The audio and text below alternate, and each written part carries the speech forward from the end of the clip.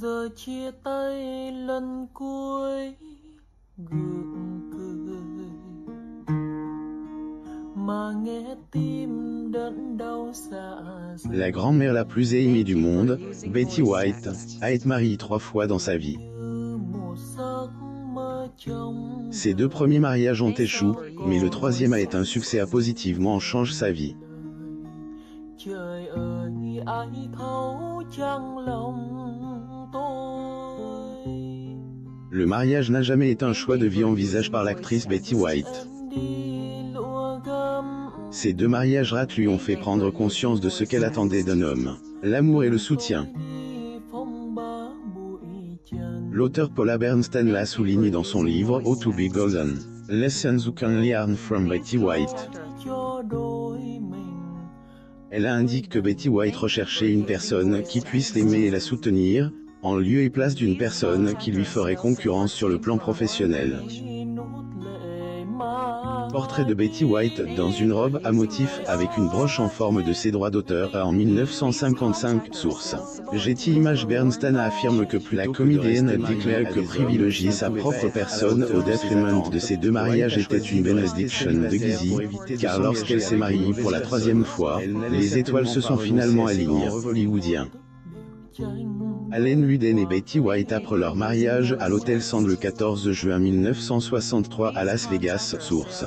Getty Images. Ces 2 mariages m'ont aidé à apprécier les vraies opportunités quand elles se présentent, a dit Claire White.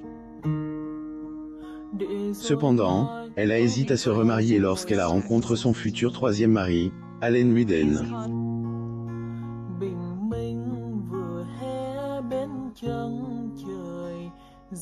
Bien qu'il soit parfaitement synchronisé en termes de temperament, d'intelligence et d'esprit, elle a hésité à accepter sa demande en mariage. Elle était basée en Californie et ne voulait pas déménager à New York, où Ludden enregistrait le populaire Betty White souriante avec Allen Ludden lors d'un dîner des International Broadcasting Awards. Source. Il apporte la bague de fiançailles qu'il avait utilisée pour demander la main de White sur une chaîne en or autour de son cou. Il a affirmé qu'il la gardera jusqu'à ce qu'elle accepte de l'épouser. Lors de sa 2e tentative, à Pâques, il a envoyé à sa bien-aimée un lapin blanc en peluche portant des boucles d'oreilles en or ornées de minuscules diamants, de saphir et de rubis. Le lapin portait le message suivant: « S'il te plaît, dis oui ». En recevant le cadeau, White a immédiatement appelé Ludden pour lui dire « oui ». Elle a ensuite révélé ce qui l'a fait changer d'avis. Ce ne sont pas les boucles d'oreilles. Qu'était le lapin? Je l'ai toujours. Avant même de recevoir le cadeau, White, follement amoureuse de Ludden, avait déjà décidé qu'elle ne pouvait plus rester loin de lui. Lorsque les tourtereaux ont réalisé qu'ils ne devaient plus perdre de temps, ils se sont enfuis et se sont mariés lors d'une cérémonie civile à l'Hôtel Sand de Las Vegas le 14 juin 1963. Ils ont échangé leurs droits d'auteur acte de mariage devant les enfants de Ludden et les parents de White. Dans la foule, les jeunes maris sont rentrés à New York après leur lune de miel et se sont directement rendus au studio de CBS pour enregistrer Password. Betty White, Allen Ludden, Jack Klugman, Tony Randall pendant l'enregistrement de Password. Source.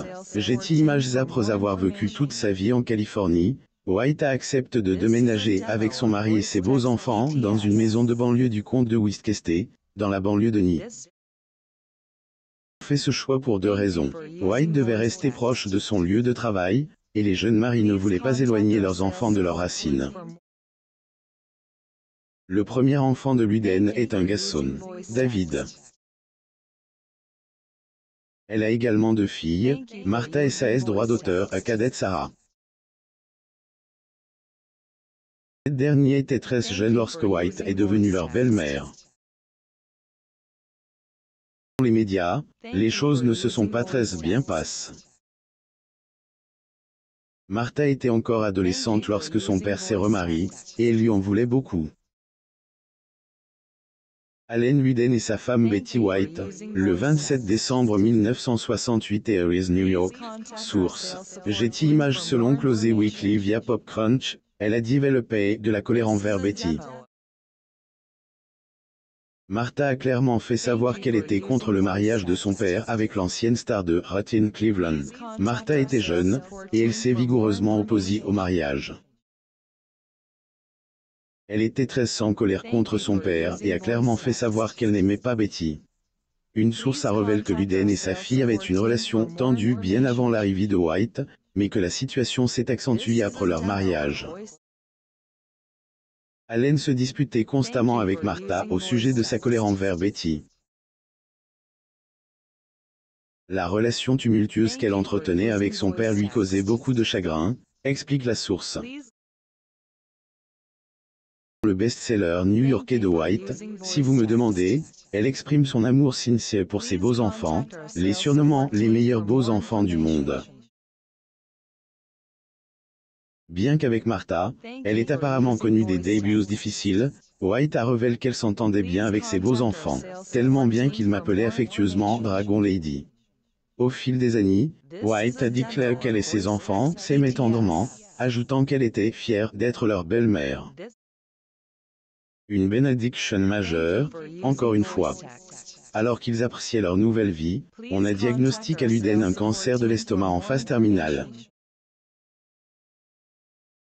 Malheureusement, aucun traitement n'a fonctionné. White a révélé qu'après avoir consulté des médecins, la famille a décidé de ne pas opter pour un traitement et d'accompagner Luden dans ces derniers jours, de la meilleure façon possible. Malheureusement, Luden est mort en juin 1981. Un ami de White parle de l'amour qui régnait dans ce couple, disant qu'il était irremplacable. Aucun homme ne se rapprochera jamais d'Allen dans ses droits d'auteur. Luden était le seul véritable amour de White, et elle l'a reconnu. Une fois que vous avez eu le meilleur, qui révèle au journal que la star aimait toujours boire, rire et raconter des histoires. White avait prévu de fêter son 98e anniversaire. Également révèle que White organiserait sa fête d'anniversaire à son domicile avec certains amis de longue date et ses beaux enfants, dont elle était toujours proche. Bien que nonagénaire, la native de l'Illinois était toujours en pleine forme et a déclaré à Closet Weekly qu'elle avait la chance d'être encore en bonne santé à son âge. J'ai la chance d'être en très bonne santé. C'est quelque chose que l'on apprécie beaucoup. En pandémie de Covid-19, White ne s'est pas ennuyé durant le confinement. Tom Sullivan a révélé que la star lisait tous les matins l'intégralité du journal La Team. Sullivan ajoute que l'actrice, lauréate d'un Emmy Award, possédait de nombreux livres de mots croisés et jouait régulièrement pour garder son esprit sain. Pour lui, elle prenait cette activité vraiment au sérieux. White a révélé que le secret pour rester dynamique, même dans ses vieux jours, est d'être passionnée par la vie et de rester active. Elle a précisé qu'il était important pour un individu d'avoir une passion, ajoutant « C'est votre attitude mentale ». Parmi nous commence à redouter l'âge. Profitez-en au maximum. Malheureusement, White est décédé le 31 décembre 2021, à l'âge de 99 ans. Selon People, un certificat de décès a révélé en janvier 2022 qu'elle était décédée des suites d'un accident vasculaire cérébral. Communément appelé AVC, il s'agit d'une perte de flux sanguin dans une partie du cerveau, qui endommage les tissus cérébraux. Un proche a déclaré aux médias qu'il s'agissait d'un léger accident vasculaire cérébral et que White est morte paisiblement dans son sommeil. Son ami et agent de longue date, Jeff Witja, a révélé que la star de The Golden Girls est morte sans douleur, ce qui la réconforte. George Clooney est devenu un fier papa à 56 ans, il dit que c'est mieux de ne pas le laisser seul avec ses jumeaux. Mon maman sur Google.